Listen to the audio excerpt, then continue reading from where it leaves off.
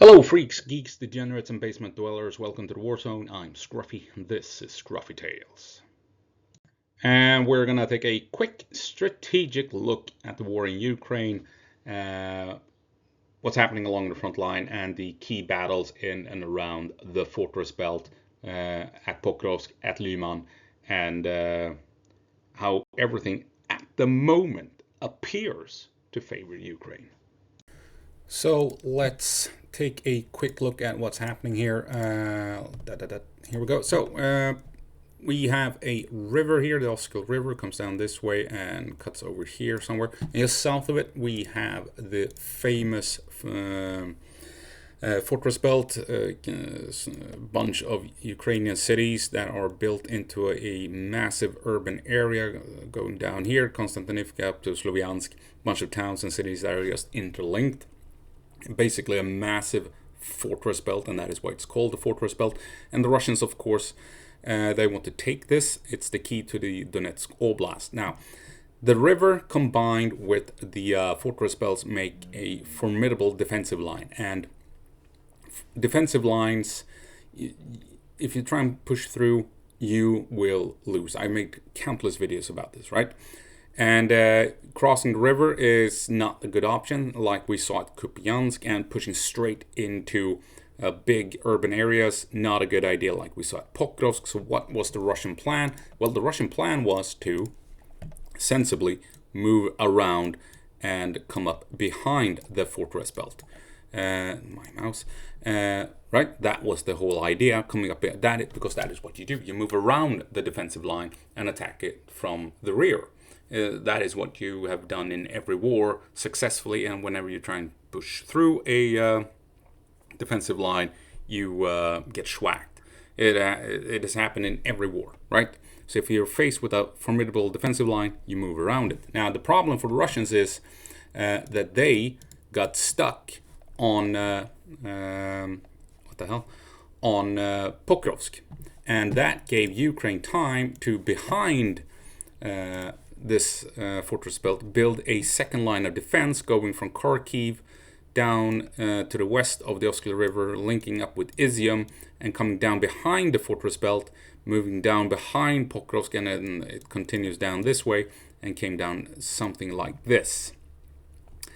Now, and also at Pokrovsk in particular, the Ukrainians built a particularly thick set of defenses, realizing that this is where the Russians wanted to come up behind the fortress belt. So now, as you can see, the Ukrainians are in a pretty good position in defending. They have the fortress belt, they have the river, and then they have a support defensive line just behind it, reinforced in and around Dobropilya and Pokrovsk.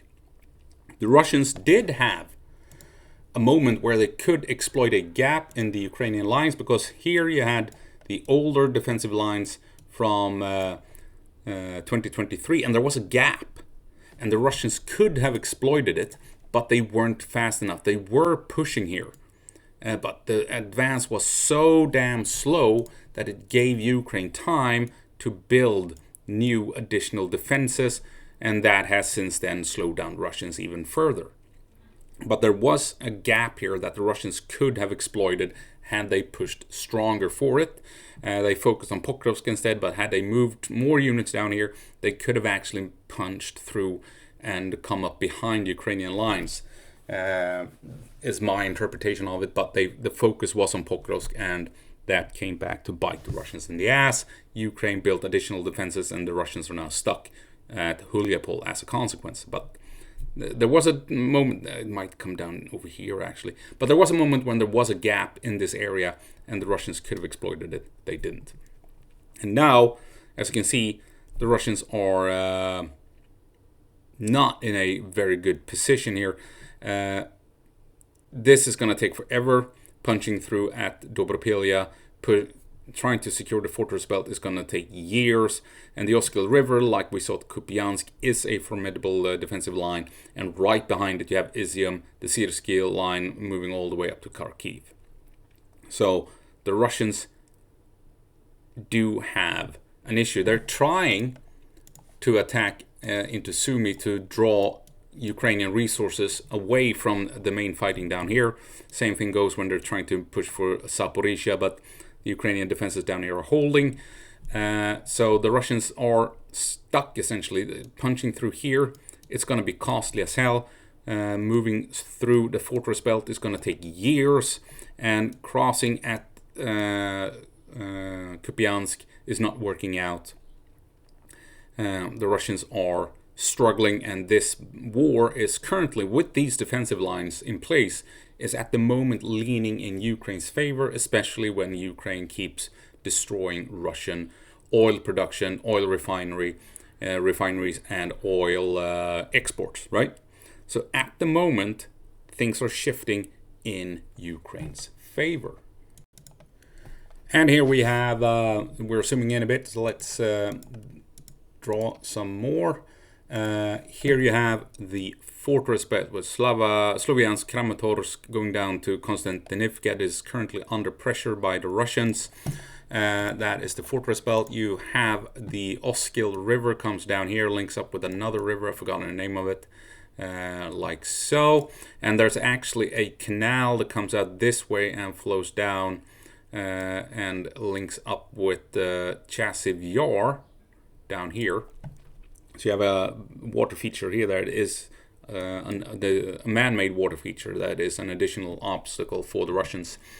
And like we said, behind all of this, you then have the Syrsky line, this freshly built, purpose-built defensive line that comes in from the north, links up at Izium, and continues down close to the fortress belt, just behind the fortress belt, utilizing high ground and water features to increase its defensive capabilities.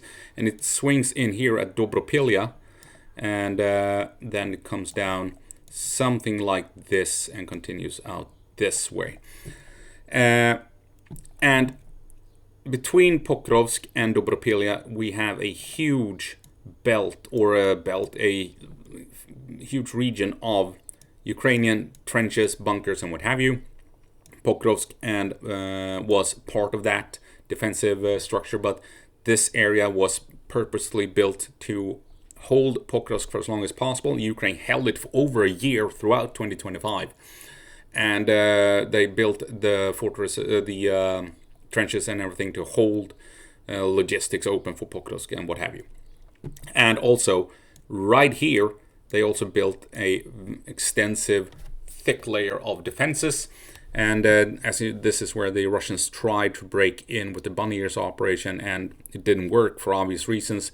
They just went straight into some of the most well-built defenses along the Ukrainian defensive line. That is why that failed. That is why they're stuck at Rodinske. That is why they're struggling, punching out of Pokrovsk. And also, on top of it, you have a small river moving up this way that is kind of part of the defensive line as well. And you have some lakes coming in between here with some creeks and what have you that kind of adds to the defenses overall. And as you can see, it's all designed to prevent Russia from coming up to the west, right? So Russia initially wanted to push up to the west of the fortress belt because that is the only way you can deal with a fortified line. They got stuck on Pokrovsk. Ukraine built the Syrsky line to prevent this from happening.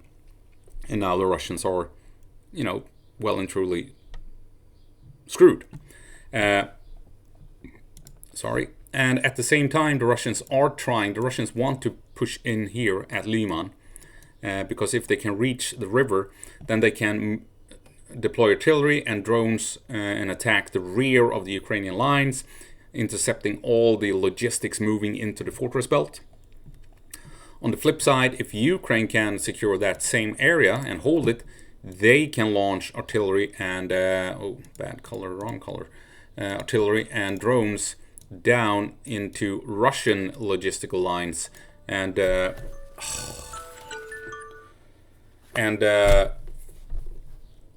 interrupt Russian maneuvers and advances going from Sivers going west towards Sloviansk.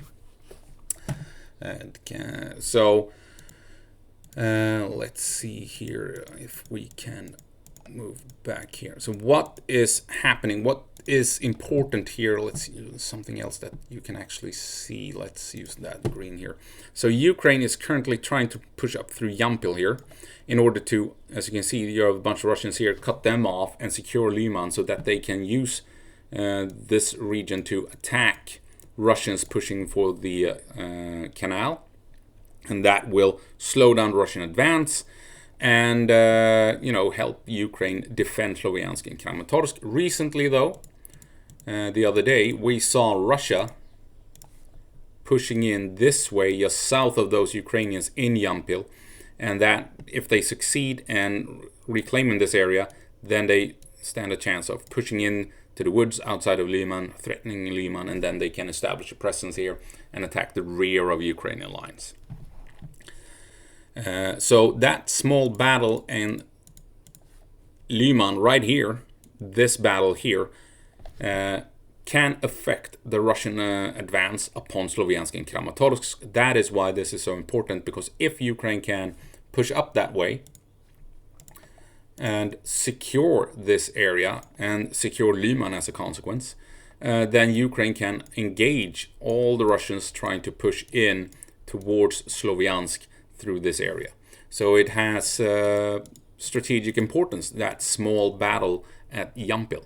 Currently, Russia is pushing in, trying to isolate the Ukrainians in Yampil, and that is not good, and that could potentially in the end allow Russia to keep pushing through the woods here and securing Leman in the long run.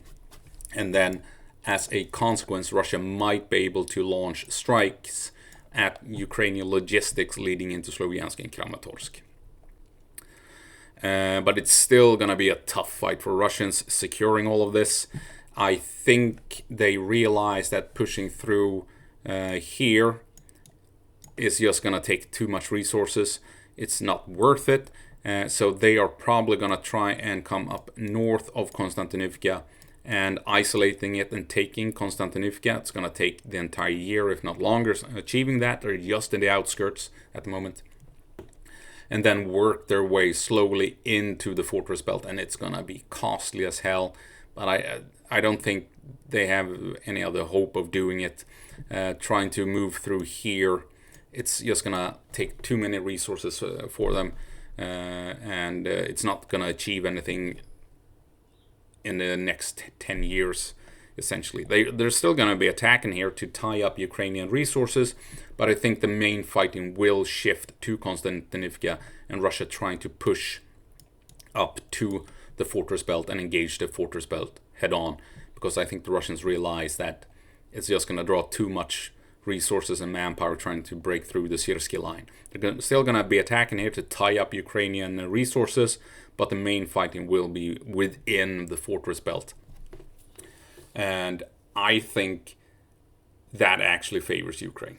Ukrainian logistics might still remain open. They might still continuously reinforce their troops and resupply them. And in this fortress belt, everything favors the defenders. And that means Ukraine has the upper hand in the next coming years in this war. And that's it. I hope you found it interesting, and that I'll see you in the next one. As always, go på marsch, Ukraine, and give them hell.